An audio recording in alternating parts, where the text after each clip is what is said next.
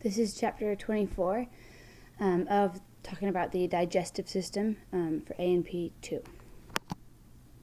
So, the digestive system. This is a very important system in the body. And this is because food is going to be what's responsible for our body being able to take in nutrients as well as supply energy that the body is going to need to construct all the various components of the cell. However, food must first be broken down through the process of digestion to the molecular level before it can be used and absorbed and then used by the digestive system as well as the rest of the body for the various cellular activities. So the organs that collectively perform some of these functions are going to be what make up the digestive system. The medical professions that actually study the function, the structure, and the disorders that are associated with the digestive tract and the digestive system are called gastroenterology for the upper end of the system and then proctology for the lower end. The gastrointestinal tract is going to basically be one big long tube that's going to be open at both ends that's responsible for the transit of food during its processing. The functional segments of the GI tract are going to include the mouth, the esophagus, the stomach, the small intestine, and the large intestine, and then the associated structures, the accessory structures that are going to contribute to the processing of the food are going to include the teeth, the tongue, the salivary glands, the liver, gallbladder, and pancreas. So, the whole process of digestion is going to have 6 main steps to it. The first is going to be ingestion, and this is where food is taken into the mouth, i.e. eating. Next, we have secretion, and this is going to be the release by the various cells within the wall of the GI tract, as well as some of the accessory organs. This is going to release water, acids, buffers, as well as enzymes into the lumen of the tract. The third step in the digestive process is called motility, and this is going to be the mixing and propulsion that's going to result from the alternating contraction and relaxation of the smooth muscles within the walls of the GI tract. Our next step is digestion. This is going to be composed of 2 main types of digestion. We have mechanical and chemical digestion. Mechanical digestion is going to consist of the movements of the GI tract that are going to help to aid in the chemical digestion. And this chemical digestion is simply going to be a series of catabolic reactions, aka hydrolysis reactions, that are going to break down those large carbohydrates and lipids and other protein food molecules into the smaller molecules that are actually able to be used by the body. The 5th step is absorption, and this is the passage of the end product from digestion, from the GI tract into the blood or the lymph for distribution to the various cells. So we're absorbing that nutrients and then distributing it throughout the body. And then last but not least, we have defecation, and this is quite simply the emptying of the rectum, thereby eliminating those indigestible substances from the GI tract. Now let's look at the various layers that are going to make up the GI tract. There are going to be 4 main layers that are going to compose the GI tract. And this basic arrangement of layers in the GI tract is going to be going from the inside outward, is going to include the mucosa, then the submucosa, the muscularis, and the serosa. All right. There's our serosis. All right, muscularis, and then our serosa. And this is also called the visceral peritoneum. So the mucosa, or the inner lining of the GI tract, is a mucous membrane. You can see it right here. A mucosa is going to be a mucous membrane, and it's going to be composed of 3 separate layers. On the inner layer is going to be a layer of epithelium that's going to be in direct contact with the GI tract. The second layer is a layer of connective tissue called the lamina propria. You see that here, the lamina propria. And then our third layer is going to be a layer of smooth muscle called the muscularis mucosae, all right, which we can see here. This is our muscularis mucosa. The epithelium is going to consist of two different things. It's going to have a protective layer of non-keratinized stratified squamous epithelium that's going to be found in the mouth, the pharynx, and the esophagus. And then there's also going to be a simple layer of simple columnar cells that are there for secretion, as well as absorption in the stomach and the intestines. So these two types of cells, or epithelial cells, are going to make up the mucosal layer, the layer of the mucosa. So other cells are going to include the mucus-secreting cells that are going to, as well as some of the, other cells are going to include the mucus-secreting cells, as well as some enteroendocrine cells that are there to secrete hormones that are going to help to regulate the digestive process. Next is the lamina propria. This is our next layer of the mucosa. So the lamina propria is going to be a layer of areolar connective tissue that's going to contain many different blood vessels as well as lymphatic vessels, and which is also going to be the route by which nutrients are going to be absorbed into the GI tract and then are going to reach other tissues in the body. So this layer supports the epithelium as well as binds it to the muscularis mucosae. The lamina propria is also going to contain the majority of cells of the mucosa-associated lymphatic tissue, also called MALT for short. And these prominent lymphatic nodules are going to contain the immune system cells that are there to protect against disease. So MALT is going to be present. This MALT is going to be present all along the GI tract, especially in the tonsils, the small intestines, as well as the appendix and the large intestines. The next layer of the mucosa that we have is the muscularis mucosae, and this is going to be a thin layer of smooth muscle fibers that are going to, like we said, called the muscularis mucosae, and this is going to cause local folding in the mucosal layer that's found in the stomach as well as the small intestines, and this is going to allow for an increase in surface area that's going to aid in digestion and absorption. The movement of this muscularis mucosae is also going to ensure that all of the absorptive cells that we have in this layer are fully exposed to the various contents of the GI tract. So the next layer that we have in the GI tract is the submucosa, and this is going to consist of areolar connective tissue that binds the mucosa to the muscularis, that second layer of our mucosa. And this submucosa is going to contain many different blood vessels as well as lymphatic vessels that are going to receive absorbed nutrients from food molecules. It's also going to be located also something that's located in the submucosa is an extensive network of neurons known as our submucosal plexus. The submucosa can also sometimes contain glands as well as lymphatic tissue. So that was our submucosa. The next layer that we have is the muscularis, which we have down here. The muscularis of the mouth, pharynx, and superior and middle parts of the esophagus is all going to contain skeletal muscle, and this is what allows you to produce the voluntary activity of swallowing. So skeletal muscles are also going to form the external anal sphincter, which is going to prevent voluntary control of defecation. So that's obviously a good thing to have. The result of the rest of this tract is the muscularis is going to consist of smooth muscles, and this is generally going to be found in two sheets or two layers. We have an inner sheet of circular fibers, which you can see here, and an outer sheet of longitudinal fibers.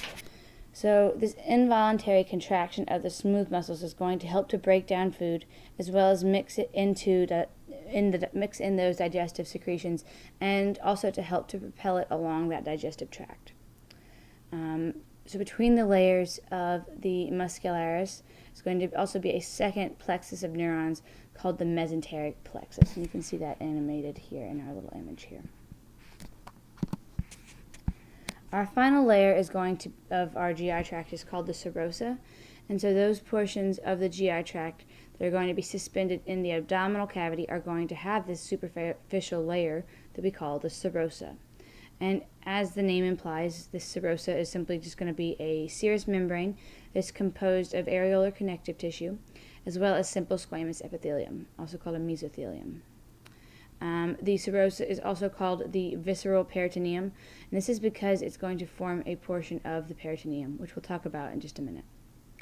The esophagus is going to lack any kind of serosa, but instead, only a single sheet of areolar connective tissue called the adventita is going to form the superficial layer of that esophagus. Now moving on to the neural innervations of the GI tract. So the gastrointestinal reflexes are going to be made up of plexuses. They're going to regulate the GI secretions and motility in response to stimuli within the gastrointestinal tract. So, for starters, the enteric nervous system is going to play a huge role in the nervous innervations of the GI tract. The submucosal plexus, also called the plexus of Meissner, I guess after Mr. Meissner, who maybe discovered it. But anyhow, this submucosal plexus is one network of neurons that's going to be really important in regulating movements of the mucosa, as well as vasoconstriction of blood vessels, and innervates, as well as innervating the secretory cells of the mucosal glands.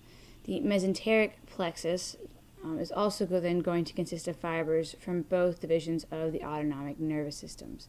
So most of this plexus is generally going to control, mostly going to control the GI tract motility. So these are both plexuses that are going to be part of the enteric nervous system that are responsible for regulating that GI tract.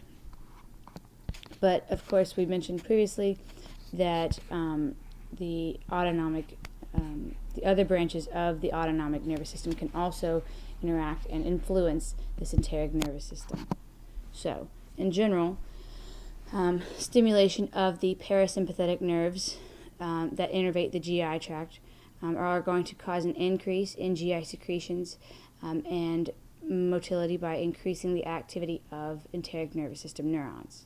The sympathetic nerves, however, are going to do the opposite, and they are going to typically supply the GI tract, causing a decrease in GI secretions and motility by inhibiting the neurons of the enteric nervous system. So, pretty simple overall as far as nervous innervations of the GI tract. Now moving on to the various parts of the digestive system, because there are quite a few that make up this. We're going to start with the peritoneum. Right? This is going to be the largest of the serous membranes in the body, and it's going to consist of a layer of simple squamous epithelium called the mesothelium, and then an underlying supporting layer of areolar connective tissue. The peritoneum can be divided into three regions. We've got our parietal peritoneum. This is going to line the walls of the abdominal cavity. The visceral peritoneum. This is going to cover some of the organs as well as constitutes their serosa, and then the potential space between the parietal and visceral portions of the peritoneum is called the peritoneal cavity, and this is going to contain our serous fluids. So, some organs, things like the kidneys and the pancreas, are going to lie on the posterior abdominal wall behind the peritoneum, and as a result, these are called retroperitoneal. The peritoneum is going to also contain large folds that are going to weave between the viscera and function in supporting the organs. These are going to help to bind organs to one another as well as binding them to the abdominal wall. This peritoneum is also going to contain blood vessels as well as lymphatic vessels and nerves of those various abdominal organs. So there are 5 major extensions or folds of the peritoneum, and this is going to include the mesentery, the mesocolon, the falciform ligament, the lesser omentum, and the greater omentum. Now looking a little bit closer at each of these in 5 major folds of the peritoneum. Starting with the greater omentum, and this is going to be the longest of the peritoneal folds, and it's going to drape over the transverse colon, and it's going to curve as well as the curve of the small intestines. And this is going to also be called, this is going to look something like a fatty apron, which you can kind of see here. Kind of crazy looking. So the greater omentum is basically just going to be a double sheet that's going to fold back on itself, giving a total of 4 layers. So from attachments along the stomach and duodenum, the greater omentum is going to extend downward, anterior to the small intestine, and then it is going to turn and extend upward and attach to the transverse colon. So the greater omentum normally is going to contain a considerable amount of adipose tissue.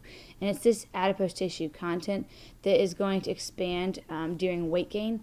And this is going to contribute to the characteristic beer gut or beer belly look that is seen in some overweight individuals. Additionally, this greater omentum is going to have many different many lymph nodes that are going to reside in this greater omentum, and it's going to these are going to contribute macrophages as well as antibody producing plasma cells that helps combat and contain any sort of infections of the GI tract. The next major fold for the peritoneum is the falciform ligament.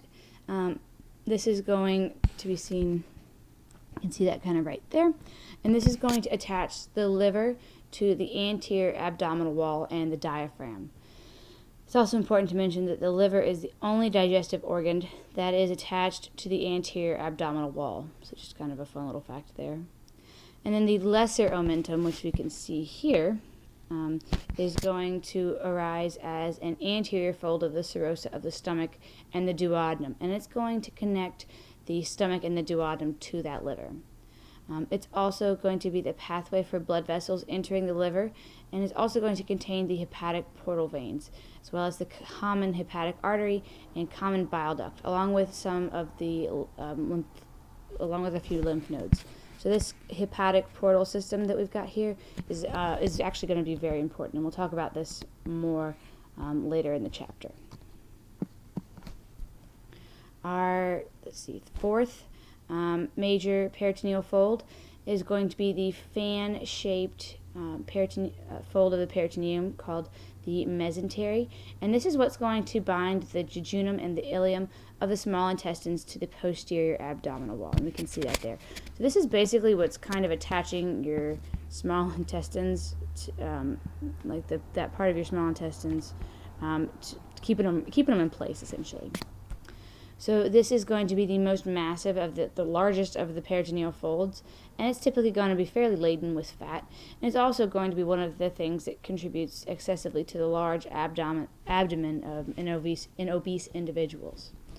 This mesentery is going to extend from the posterior abdominal wall and to wrap around the small intestine, and then it's going to return to its origin to form this sort of double layered structure. So between these two layers are going to be the blood vessels and the lymphatic vessels, as well as some lymph nodes. They're all going to be responsible for that part of the GI tract. We can see that, our mesentery. And then last but not least, our last of the major peritoneal folds is called the mesocolon. This is going to be separated there are going to be 2 separate folds of the peritoneum called that mesocolon. And this is going to bind the transverse colon, aka the transverse mesocolon, and the sigmoid colon, the sigmoid mesocolon, of the large intestines to the posterior abdominal wall. So this is kind of going to be the mesentery, essentially, before specifically the large intestines, the various parts of the colon. So it's very similar. The mesocolon is also going to carry blood and lymphatic vessels to the intestines, and together the mesentery and the mesocolon are going to be responsible for holding the intestines loosely in place. They are going to allow for some movement as that muscular contractions mix in the and move the lumen contents along the GI tract, but overall it is going to kind of help to anchor them in place to a degree. So the next part of the digestive system that we're going to discuss is the mouth. So the mouth is going to be formed by the cheeks, the hard and soft palates, and the tongue. The oral vestibule, aka the entrance to a canal, is a vestibule. So the oral vestibule of the oral cavity is going to be this space that's bounded externally by the cheeks and the lips, and internally by the gums and the teeth. The oral cavity proper is going to be the space that extends from the gums and the teeth to the fauces passages, and this is going to be the opening between the oral cavity and the oral pharynx, or the throat. And then the palate is going to be the wall or septum that's going to separate the oral cavity from the nasal cavity, as well as forming the roof of the mouth.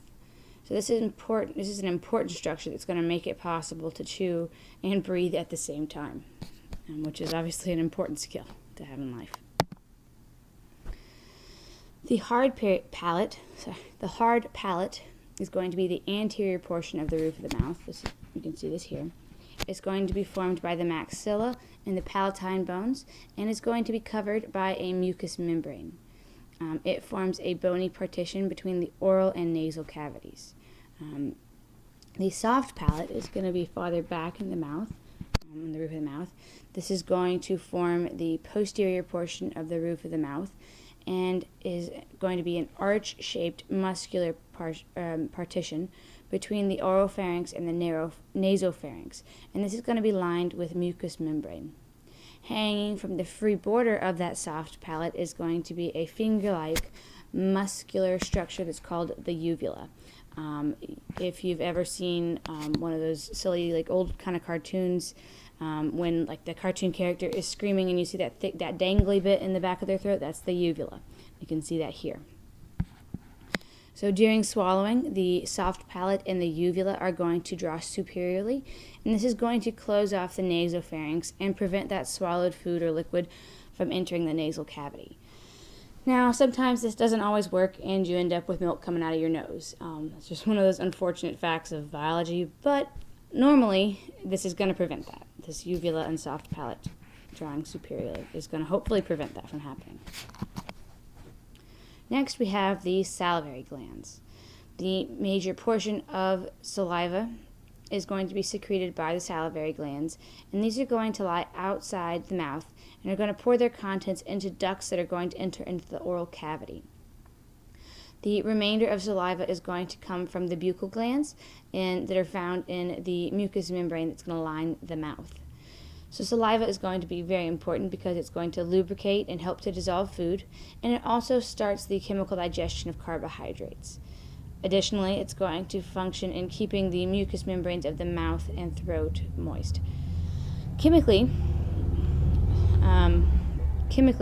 saliva is going to be about 99.5% water, and then the remaining 0.5% of that saliva is going to be made up of solutes, such as salts, dissolved gases, and various organic substances and enzymes, specifically amylase. And this is going to be one of the things that's going to start to begin the chemical digestion in the mouth of carbohydrates. So, looking at the salivary gland a little bit more closely, the salivary gland is going to lie outside of the mouth, and like we said, are going to empty their contents into ducts that are going to deliver that saliva into the oral cavities. There are three main pairs of salivary glands. Right? We have our parotid salivary glands, the submandibular, and the sublingual salivary glands. And you can see those two here. Our submandibular is going to be under the jaw, sublingual is going to be under the tongue, and then our parotid is going to be over kind of by the ear, almost, sort of by the temporal bone. Well, a little below the temporal bone. So here you can see all those three salivary glands. The secretion of saliva from these very salivary glands is called salivation, and this is going to be controlled by the autonomic nervous system. Normally, it's the parasympathetic stimulation that's going to promote the continuous secretion of a moderate amount of saliva, and this is going to keep the mucous membranes moist and lubricated. It's going to help to lubricate the movements of the tongue and the lips during speech. The saliva is then going to be swallowed and is going to help to moisten the esophagus, and eventually most of the components of the saliva are going to be reabsorbed, and this is going to help to prevent fluid loss. The sympathetic stimulation is going to dominate salivation during times of stress, and this is typically going to result in a dryness of the mouth. If the body also becomes dehydrated, the salivary glands are going to stop secreting saliva to conserve water. The resulting dryness in the mouth is going to contribute to the sensation of thirst. So drinking is not only going to restore the homeostasis of the body's water, but it's also going to help to kind of moisten the mouth and quench that thirst or feel like it. The next part of the digestive system that we're going to discuss is the tongue. This, together with the various associated muscles, is going to form the floor of the oral cavity. The tongue is composed of skeletal muscle, and it's covered with mucous membrane, and it's going to participate in chewing, swallowing, and speech. The upper and lateral surfaces of the tongue are going to be covered in papillae, some of which are going to contain taste buds. And the lingual glands that are found in the lamina propria of the tongue are also going to secrete both mucus and a watery serous fluid that's going to contain an enzyme called lingual lipase. This lingual lipase is going to act on as much of 30% of those dietary triglycerides, the various fats and oils that we consume. This lingual lipase is going to convert them into simpler fatty acids and diglycerides. So next we have the teeth. The teeth are going to project into the mouth and are going to be adapted for mechanical digestion. Teeth, or denties, are going to be accessory digestive organs. They're located in the sockets of the alveolar processes of the mandible and the maxilla. The alveolar processes are going to be covered by the gingivae, which are going to extend slightly into each socket. Gingivae is also what we call the gums. The socket, those sockets that we talked about, are going to be lined by a periodontal ligament, also called a periodontal membrane. And this is going to consist of a dense fibrous connective tissue that's going to anchor the teeth of that socket. It's going to anchor those teeth to the socket wall, and it's going to act as a shock absorber during chewing.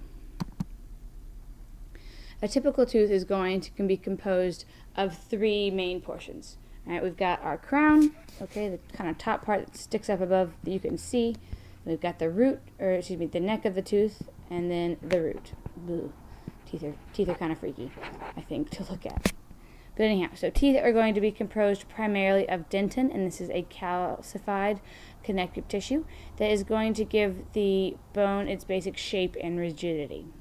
The dentin of the crown is going to be covered in enamel, and this is going to be the hardest substance that we have in the body, and it's going to help to protect the tooth from any kind of wear and tear during the act of chewing. The dentin of the root is going to be covered by cementum, and this is going to be another bone-like substance which is going to attach the root to the periodontal ligament. So the dentin that encloses the pulp cavity in the crown and the root of the canal, or the root canals, is also called, the dentin. This dentin that we've mentioned is going to enclose the pulp cavity in the crown, as well as the root canals in the root of the tooth. So here we can see our dentin. It's kind of crazy looking. There are two main types of dentitions, or sets of teeth, and that each individual is going to have over the course of their lifetime. For starters, when we first grow teeth, these are called deciduous or primary teeth, also called milk teeth or baby teeth, and then we have our permanent or secondary teeth. So those milk teeth or those primary teeth are going to fall out as we age, and they're going to eventually be replaced by the permanent or secondary teeth as we, I guess, sometime around, they're going to start to fall out sometime around 6 or 7 years old, and they're going to fully be done falling out and being replaced by our secondary teeth somewhere between 11 or 13 years old. And then we also have these third molars, also called the wisdom teeth, and these can sometimes erupt through the gums sometime between 17 and 21 years old, although some people just have to have them removed. Anyhow, there are 4 different types of teeth, and these are going to be grouped or classified based on their shape. We have the incisors. These are going to they're going to be used to cut food. These are the flat ones. Then we have our cuspids, also called a canine tooth, and these are also used to tear or shred food. We then have our premolars. These are going to be absent in the deciduous dentition in the baby teeth, but these are going to be used for crushing and grinding food, and these are going to come in as you become an adult. And then we have our molars. These are also going to be used for crushing and grinding food. So, looking really quickly at the mechanical and chemical digestion that's going to occur in the mouth. Mechanical digestion is going to involve chewing food to mix that food with saliva and forming a bolus, which can then be easily swallowed. Bolus is basically Latin for blob. And then, or round thing. Then chemical digestion that's going to occur in the mouth is going to involve the salivary amylase to convert polysaccharides and to the disaccharides, as well as that lingual lipase that's going to help to break down fatty acids and triglycerides. So, here we have a handy little table to summarize the digestive activities that are going to occur in the mouth. This is mostly just for your studying pleasure. And then we also have several of these interactive sort of links that go with Wiley Plus. I find these to be really helpful, and if there's anything that you don't understand or need a little bit more information on, these interactive overviews give a great insight into that. So that is all that we have for this lecture on the digestive system. There will be a part 2 and 3 to this, so stay tuned. As always, if there are any questions, please get in touch or ask questions during class. So that's all I have for now.